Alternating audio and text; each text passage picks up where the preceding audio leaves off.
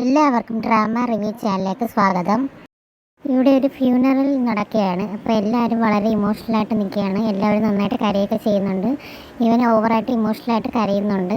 ഇവൻ്റെ കൂടെയുള്ളവരൊക്കെ അവനെ പിടിച്ച് നിയന്ത്രിക്കാനൊക്കെ ശ്രമിക്കുന്നുണ്ടെങ്കിലും അവൻ സങ്കടം കൊണ്ട് കരഞ്ഞ് നെഞ്ചു പൊട്ടി കരയണവൻ. അങ്ങനെ ഒരുപാട് കരഞ്ഞ് അവസാനം അവൻ്റെ നെഞ്ചിലൊരു പെയിന് പോലെ വരികയും അവൻ പെട്ടെന്ന് അവിടെ തന്നെ ഷോക്കിൽ തലയിറങ്ങി വീഴുകയും ചെയ്യാണ്. ആ പെൺകുട്ടിയുടെ മരണം ഇവനെ അക്സെപ്റ്റ് ചെയ്യാനേ പറ്റുന്നുണ്ടായിരുന്നില്ല.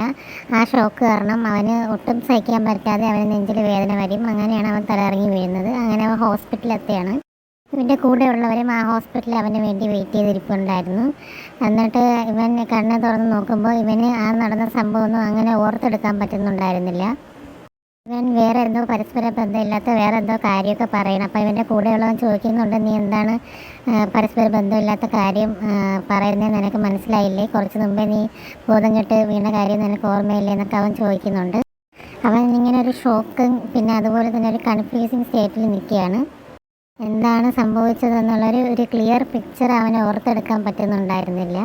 അവൻ്റെ ഫ്രണ്ട്സും ഇവൻ്റെ ഈ ബിഹേവിങ്ങിൽ കൺഫ്യൂസായിട്ട് അങ്ങനെ നിൽക്കുകയാണ്. ഈ ഒരു വീഡിയോ എല്ലാവർക്കും ഇഷ്ടപ്പെട്ടെന്ന് കരുതുന്നു. അടുത്തൊരു വീഡിയോ ആയിട്ട് വീണ്ടും വരുന്നവരിക്കും എൻ്റെ ചാനൽ സബ്സ്ക്രൈബ് ചെയ്ത് സപ്പോർട്ട് ചെയ്യുമെന്ന് വിശ്വസിക്കുന്നു. താങ്ക്